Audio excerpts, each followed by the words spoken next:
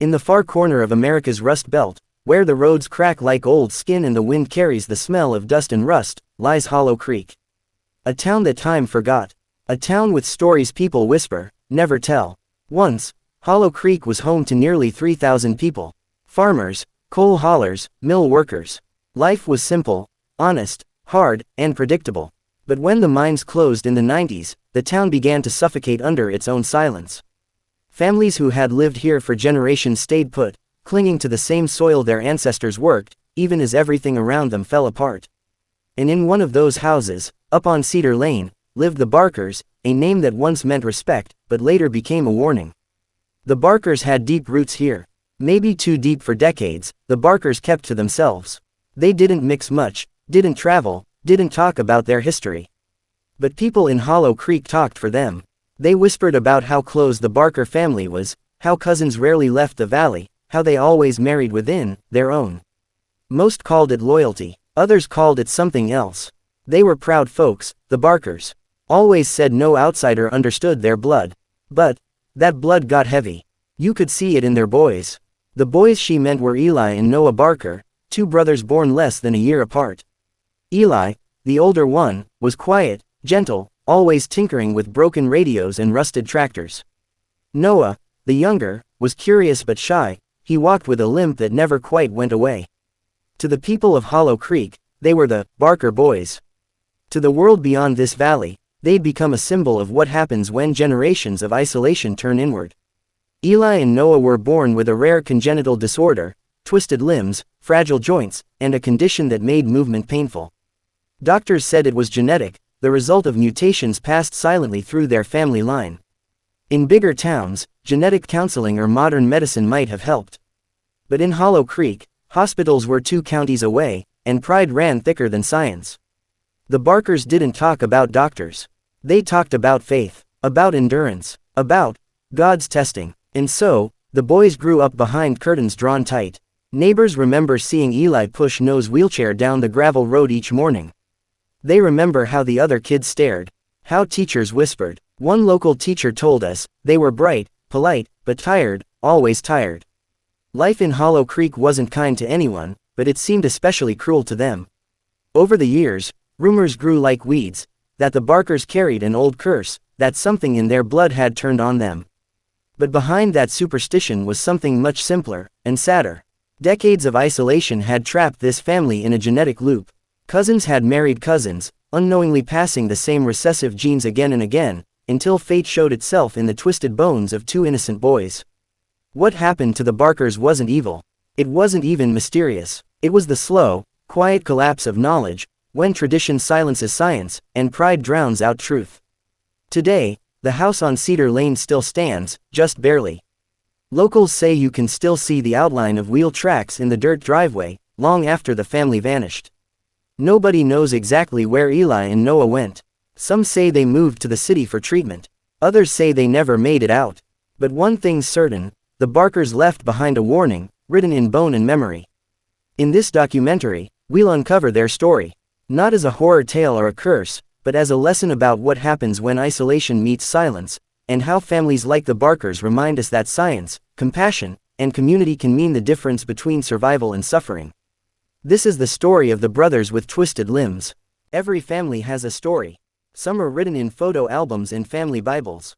Others are whispered behind closed doors, carried like ghosts through generations.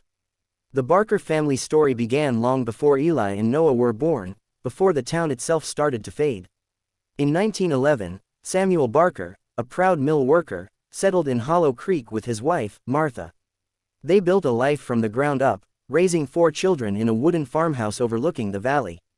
Samuel was a man of his time, strict, religious, and deeply tied to his land. For him, family wasn't just blood. It was identity, and that belief would become the Barker legacy, and its curse. In those early years, Hollow Creek was isolated. Roads were unpaved, mail came twice a week, and outsiders rarely passed through. People survived by relying on each other, and sometimes, only each other. The Barker children grew up surrounded by cousins, and as the generations passed, the family's roots wound tighter and tighter. Marriages happened within the same circle, not from arrogance, but from habit. By the 1950s, the Barker name filled most of Hollow Creek's phone directory. Everyone was connected somehow, through blood, through marriage, through history. And in that closeness, the walls between family and future began to crumble. Scientists call it consanguinity, when family members share too much genetic similarity. In simple terms, it means the odds of inherited disorders rise with every generation that intermixes. But to the Barkers, science wasn't a visitor they welcomed. To them, it was interference. They believed what happened in the family stayed in the family, even when the signs of illness began to appear. The first signs were small. One of Samuel's grandsons was born with weak muscles. Another child developed a heart condition. In those days, doctors called them acts of God. Nobody traced them back to the bloodline. Nobody dared suggest that love within the family could be dangerous. By the 1970s, the Barker farm was known for two things: its proud traditions and its sick children. But even then, they refused outside help. "We don't need the government telling us how to raise our kin," old letters from that era read. "Our family is blessed, we'll take care of our own." But taking care of their own slowly turned into isolation. The family stopped attending town gatherings. They pulled their children out of school when teachers asked too many questions. By the time Eli and Noah's parents, Michael and Sarah Barker, took over the farmhouse, the Barker bloodline was already a quiet echo of what it had been. Only a handful of names, repeating generation after generation, like a record stuck on the same note. When Sarah Barker gave birth to Eli, the doctors noticed signs they couldn't ignore. Twisted limbs, joint malformations, delicate bones. They suggested genetic testing, counseling, maybe relocation to a city hospital. But Michael refused. He said his family had lived in Hollow Creek for a century, and they weren't about to leave now. For years, the Barkers tried to hide their pain. They built ramps in their home, adjusted tools, and taught the boys to do everything on their own. From the outside, it looked like perseverance. But behind those walls, it was quiet heartbreak. Every night, Sarah prayed her children would grow stronger.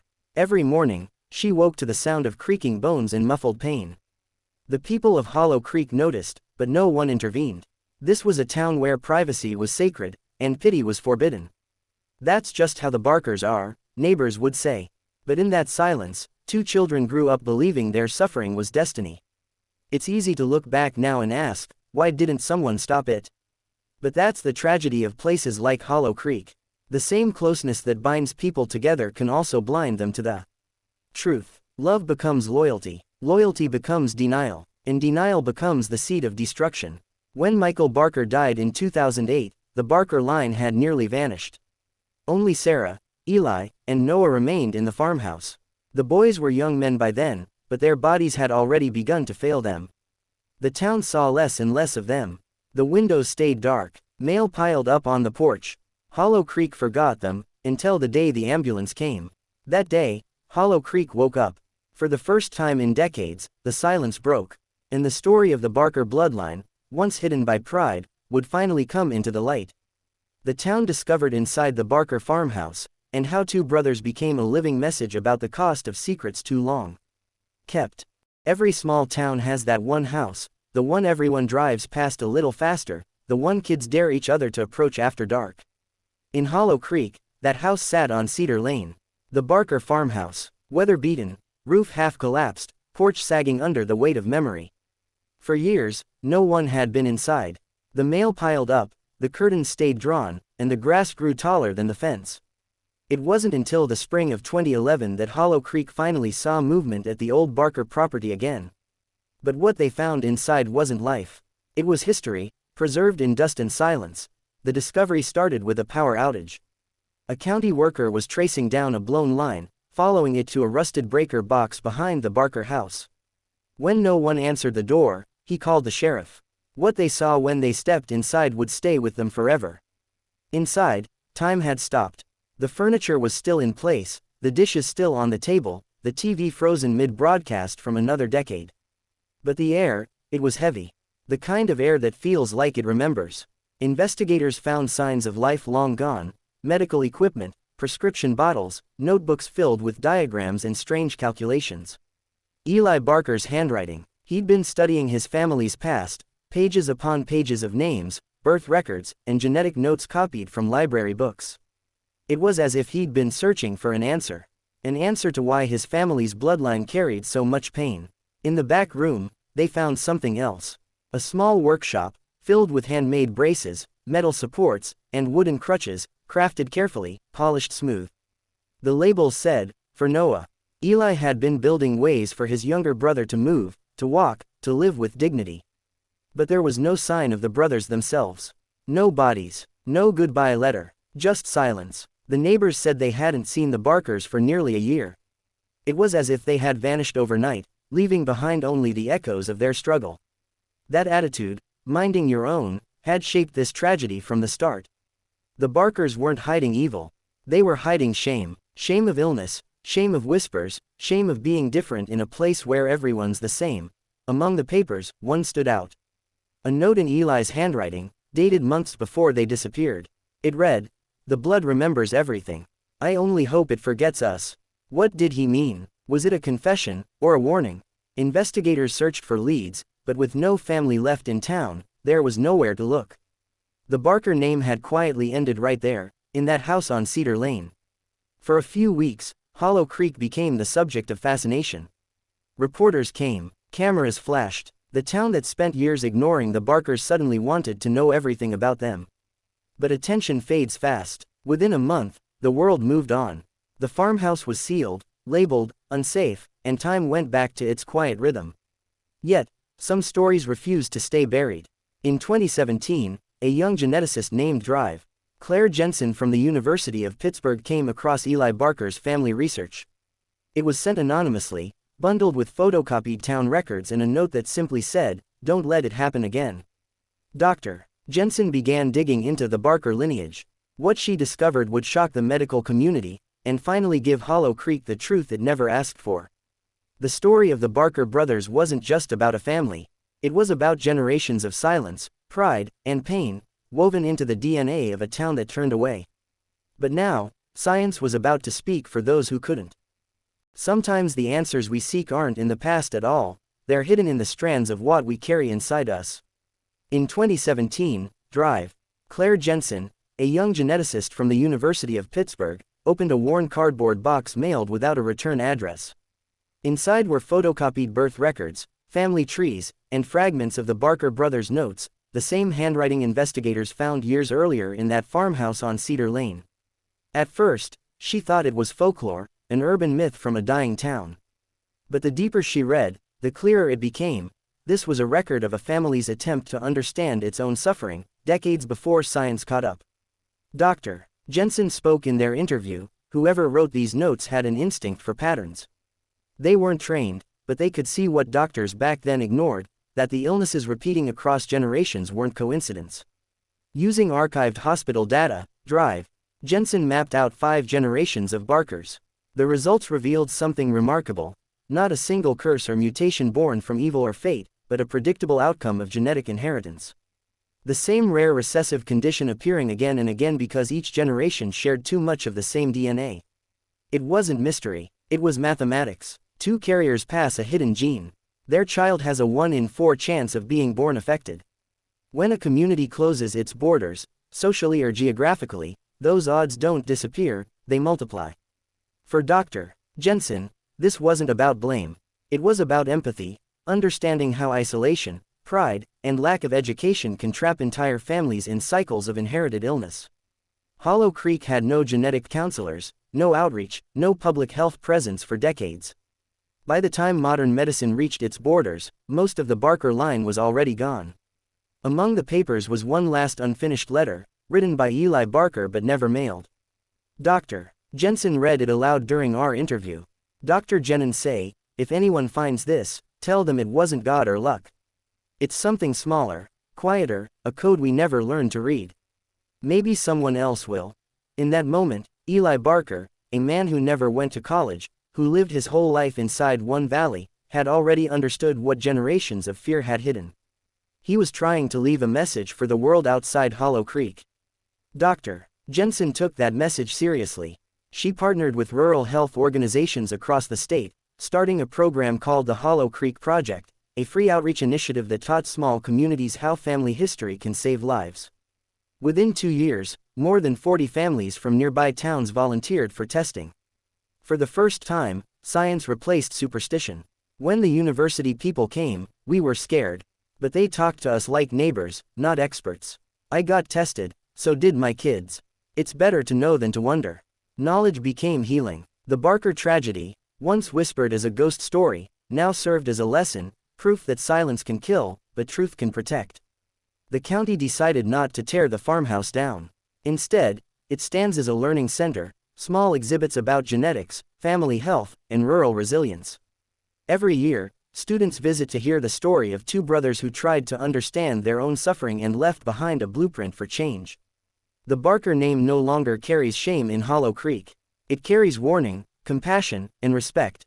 And while no one knows where Eli and Noah went after 2011, their legacy continues, in every clinic built, every child tested, every conversation started. The bloodline of Hollow Creek didn't end in tragedy after all. It transformed into knowledge, proof that even the darkest family history can become light when truth is finally spoken aloud. Every town carries its own echo, the sound of what it once was, and what it's trying to become again. For Hollow Creek, that echo used to be silence. After the Barkers vanished, folks lowered their voices and locked the subject away, like closing the door on a painful memory. But when Dr. Jensen's research reached the news, the silence finally cracked. At first came disbelief. Some said the story was exaggerated, that outsiders were smearing a proud name. Others felt guilt for doing nothing. And a few, quietly, felt relief. Maybe now they could talk about their own losses without shame. The Barkers were part of us. Their pain was part of us, too. We just didn't know how to face it. Facing it would take years. But little by little, the town that once turned away from science began to welcome it in. The university sent volunteers every month. They didn't arrive in lab coats, they came in jeans and flannel, carrying charts and coffee thermoses. They spoke plain English, not scientific jargon, explaining how family health history isn't a curse, it's a map. Parents started bringing notebooks filled with names, dates, and half-remembered stories. Old photo albums became medical records. What had once been gossip became data, information that could save the next generation. If you know where you come from, you know how to take care of yourself. For Hollow Creek's youth, the Barker's story became a lesson not in horror, but in hope.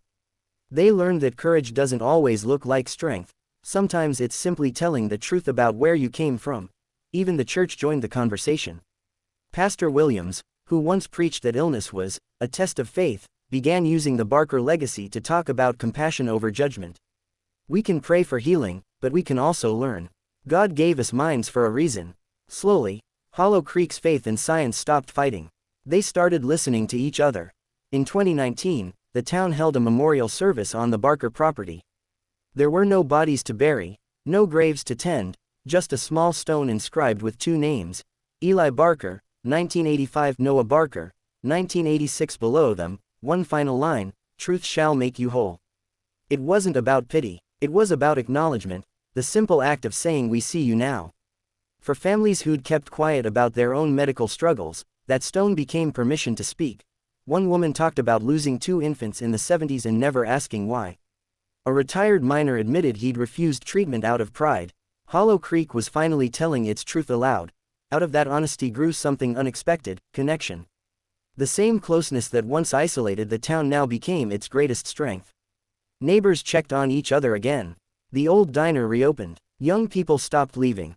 Hollow Creek began to heal, not by forgetting its past, but by painting it on the walls for everyone to see. The Barker story turned from tragedy into curriculum, from rumor into reason. The Hollow Creek Project expanded statewide.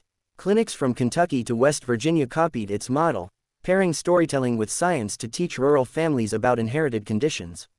You can't lecture people into trust. You earn it by listening first. And Hollow Creek listened. Each year, the town hosts a small festival, part health fair, part reunion. Locals call it the Day of Roots. Booths offer free screenings, family tree workshops, and storytelling circles where elders recount how things used to be. It's not a celebration of tragedy. It's a promise to never hide again. The echoes of the past still live here, in the creak of the barn doors, in the rustle of cornfields at dusk. But now, those echoes sound different. They carry laughter, lessons, and the steady heartbeat of a community reborn. Once, Hollow Creek was known for its silence. Now, it's known for its voice, a voice that started with two brothers who simply wanted to understand their pain. The past still whispers, but at last, the town is. Every mystery leaves footprints. Some fade with time, some sink deep into the soil. For years, the story of Eli and Noah Barker was nothing but whispers. They ran away, they were taken, they died in the river. But no one ever knew for sure. Until the search began. The Barker file sat in the Hollow County Sheriff's basement for nearly 25 years, yellowed pages, smudged ink, and photographs of two frail children with bright, hopeful eyes. In 2020, the case reopened, not because of new evidence, but because of new voices. The town finally cared enough to ask again. When I took over, I promised myself I'd give that family a proper ending. I didn't know what we'd find, but I knew we had to look. They started with the Barker farmhouse on Cedar Lane. The house had been abandoned for years, the roof sagging, paint peeling, ivy curling through the broken windows. But inside, beneath a layer of dust, they found something that changed everything, a notebook. The handwriting was shaky, but the words were clear. Page after page, Eli had written about his brother, the pain, the seizures, the fear that they were cursed. But in the final entries, the tone shifted. He talked about the valley beyond the creek, about a place where the pain might stop. The note wasn't a suicide letter. It was a plan, a desperate hope that somewhere beyond the hills, there was peace. For months, volunteers searched, police, townsfolk, even students from Dr. Jensen's program. They mapped old trails, scanned riverbeds, and interviewed anyone who might have seen two boys limping through the valley that summer of 2001. I remember seeing smoke near the ridge one night. Thought it was campers. Never imagined it could have been them. The deeper they went into the woods, the stranger the clues became. Small carvings on trees, initials, E+N, etched into bark, a rusted tin cup near the creek. Each find felt like a heartbeat echoing through the years. Then came the discovery that stopped everyone cold. In a shallow hollow near Miller's Pond, searchers found the remains of a small camp, blankets, melted candle wax, and a broken wooden cane carved with Noah's initials. DNA testing confirmed what the town had long feared. The brothers had made it that far, but no farther. The evidence suggested they'd survived for weeks, maybe months, living off rainwater and canned food from the house. But the cold that autumn was unforgiving. The final pages of Eli's notebook, found in the camp, ended with 4 words, "I'll take care, Noah." When the results were announced, the town held its breath. There was grief, yes, but also relief. After 2 decades of silence, Hollow Creek finally had an ending, even if it was a painful one. They gathered where the creek bends toward the valley, candles floating on the water. Mothers cried softly. Men who'd never spoken about the case stood shoulder to shoulder, heads bowed. For the first time, the Barker brothers weren't ghosts. They were remembered. Eli's notebook showed how much he understood, even without training. He recognized symptoms, patterns, and genetics in his own words. It's heartbreaking, but it's also extraordinary. Eli and Noah had been victims of circumstance, but also witnesses to their own story. Their suffering, their writing, became a bridge, connecting a forgotten generation with the truth that finally healed Hollow Creek. The search turned into a mission. Locals built a small wooden platform overlooking the pond, engraved with the brothers' names. Not a grave, but a place to remember courage, the courage of 2 children who refused to disappear quietly. Reporters came and went. Scientists wrote papers. But for the people of Hollow Creek, it wasn't about headlines. It was about closure. Closure doesn't erase pain. It just gives it shape. And once pain has a shape, you can hold it, you can name it, you can finally let it rest. Today, the Barker notebook sits in the Hollow Creek Historical Museum, beside family photographs and newspaper clippings. Visitors read Eli's words and often leave in tears, not out of sorrow, but out of gratitude. Because what those boys went through changed the way their town, their state, and even their country talks about inherited illness and silence. Across rural America, families began asking questions they'd once been afraid to ask. What runs in our bloodline? How do we keep it from taking the next generation? The water runs gentle now, almost like a whisper. Locals say if you walk there at dusk, you can still hear laughter, faint, distant, carried by the wind. Maybe it's imagination. Maybe it's just the sound of Hollow Creek finally breathing again. The Barker brothers may have vanished from the world, but their story stayed, etched in tree bark, written in notebooks, carried in hearts. Their search for peace became everyone's search for truth. Every story leaves something behind, sometimes a question, sometimes a warning, and sometimes, if you're lucky, a legacy. For Hollow Creek, the Barker brothers' story became all three. A question that haunted the town for decades, a warning against silence, and a legacy that would reshape not just one family, but an entire community's future. It started small, inside a classroom that once ignored science altogether. In 2021, the town's new biology teacher, Ms. Rowan, introduced a project called the Barker Unit. Every year, students studied genetics not as a set of formulas, but as a story, their story. They learned how Eli and Noah tried to understand their illness before the world did. For these kids, science wasn't just something in textbooks. It was human. It was personal. When they realized those boys were their age, facing that kind of pain, it changes them. They don't just memorize DNA, they understand what it means. The Barker Unit spread across the county, then the state.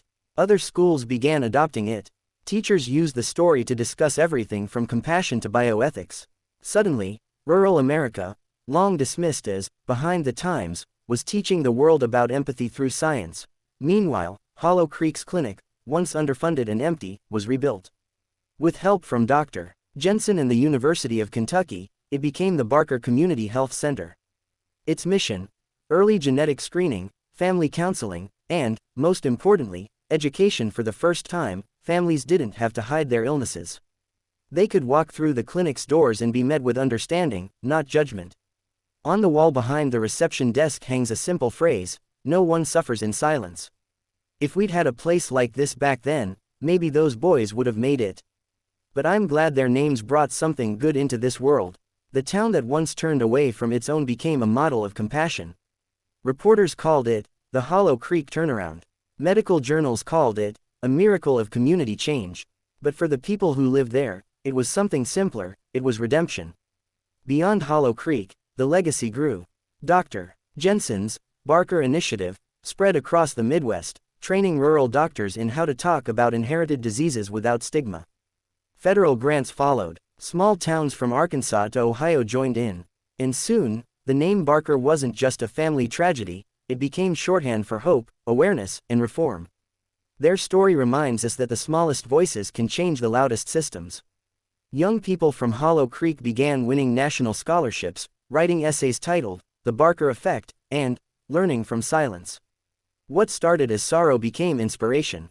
Their generation grew up knowing that their town had been broken once, and they refused to let it break again. Yet for all its progress, Hollow Creek never forgot the pain behind the change. Every October 14th, the date the brothers were last seen, the town holds the Night of Candles. Families gather by Miller's Pond, lighting small lanterns that float across the water. It's not a spectacle. There's no music, no speeches. Just silence, reflection, and the glow of hundreds of tiny flames. Parents tell their children the story, not to scare them, but to teach them. That fear grows in the dark. That truth is the only way out. It's weird, but it makes me proud. Like, we come from something heavy, but we turned it into something good. That pride runs deep now. Hollow Creek, once known for its silence, has become a symbol of resilience, proof that even the most painful legacies can be rewritten. The mural was painted by students from across the state. It shows the brothers as they might have looked today, older, stronger, smiling. Locals say it feels like they finally came home. The Barkers didn't live to see this future, but their names did. Their struggle became a language, one that turned shame into action, and loss into legacy. When I started, I thought I was studying disease. But what I found was something stronger: the way a community can rebuild itself from grief.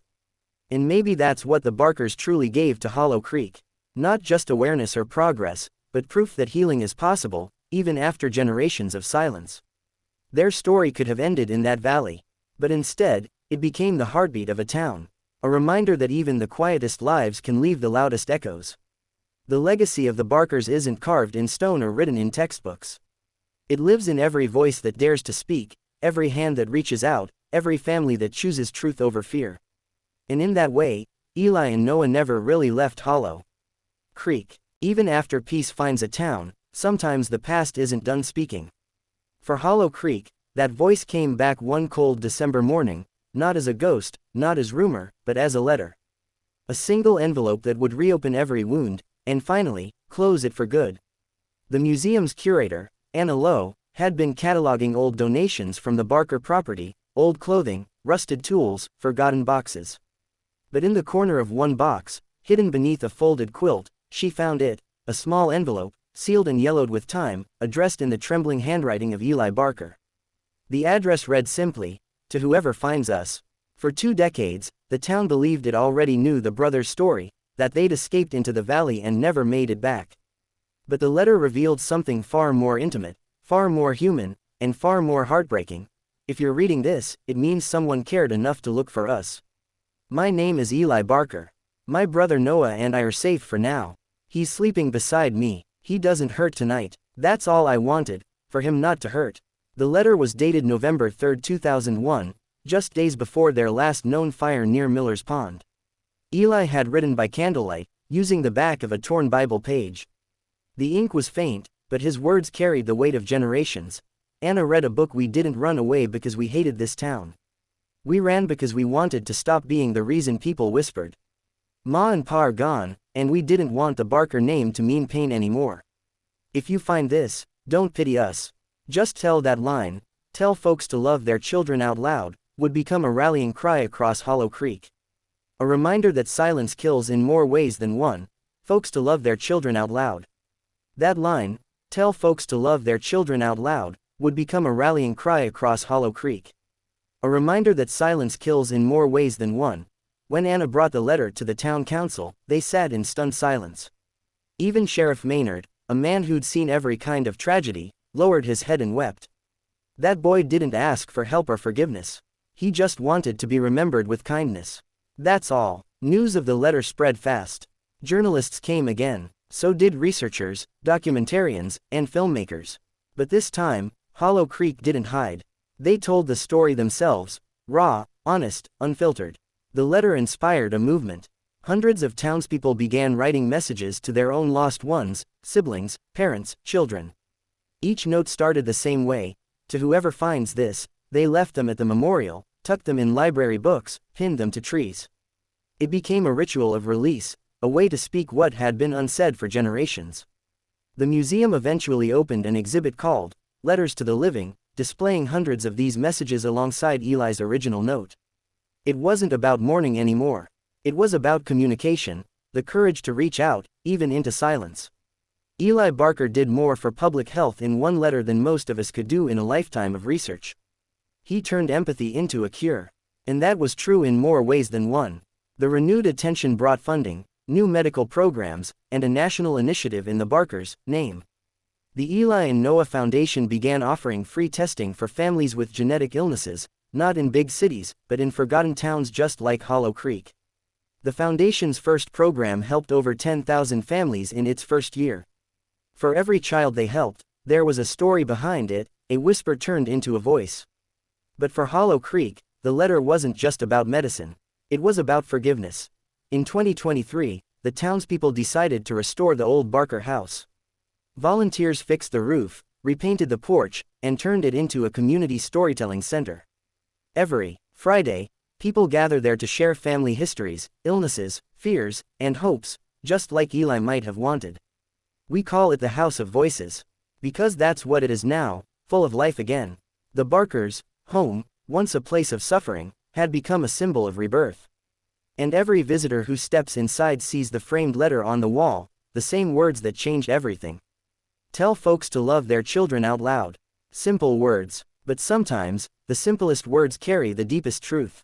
The letter turned Hollow Creek from a story of tragedy into one of triumph, proof that even from the darkest corners of pain, light can still find its way through paper, ink, and love. Eli Barker didn't live to see what his words would do. But maybe he didn't have to. Because sometimes, all it takes to change the world is one letter, written in the dark, by someone who refused to stop caring. Every house remembers the sounds it once held. For decades, this one heard only weeping and wind. But now, it hums with a different music, the murmur of stories being told at last. This is where Hollow Creek comes to speak. What began as a memorial became something more. The townspeople wanted to give grief a door it could walk through, so they built one. The House of Voices opened its doors in the spring of 2024.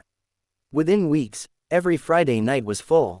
They come from miles around, farmers, nurses, teenagers, even strangers passing through. No tickets, no agenda. Just stories. Each person brings one, a letter, a photograph, a confession. The only rule: no one interrupts. Some stories are about illness, others about regret. One man reads a letter to the daughter he lost in '97. Another woman admits she hasn't spoken to her brother in 20 years. When she finishes, the room is silent, then someone claps, and suddenly everyone does. Because in this house, truth is treated like courage. Anna spoke. We realized people didn't need therapy, they needed listening. The Barkers reminded us that silence is what hurts the most. The House of Voices quickly became the heartbeat of Hollow Creek. Teenagers volunteer as hosts, guiding guests through rooms named after the brothers. The front parlor is called Eli's room, lined with notebooks and candles. The back porch is No's porch, where visitors can sit in quiet if the emotions run too high.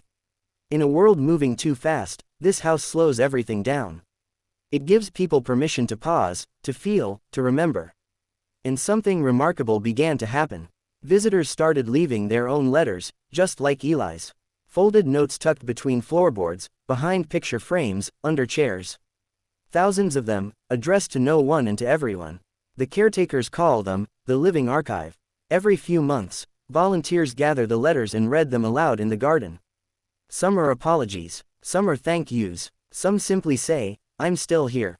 And when the last one is read, people clap softly, as if not to disturb the peace hovering in the air. Dr. Jensen saying, "It's the most human thing I've ever seen. A place where emotion itself becomes medicine." What started as a single family's tragedy has now become a national movement. Other towns have begun creating their own houses of voices, small spaces where silence can end safely. From Alabama to Oregon, communities are learning that healing doesn't always begin in hospitals. Sometimes, it starts in a living room with creaky floors and open hearts. And Hollow Creek is proud. Not proud of what happened, but proud of what it did with the pain. The Barkers gave them permission to care again. On the first anniversary of the house's opening, the town held a celebration. Not the usual kind, no fireworks, no speeches. Just people sitting together, reading letters under the stars. At the end of the night, they played a recording of Eli's words, the final line of his letter. "Tell folks to love their children out loud." And as those words echoed through the summer air, everyone did something small and beautiful. They spoke. Parents told their kids they loved them. Neighbors hugged. Strangers smiled. For a few minutes, the entire town became the House of Voices. The house still stands quiet at night, surrounded by fields that once felt haunted. But now, the only ghosts here are made of kindness. Letters rustle when the wind blows, and people say it sounds like whispers,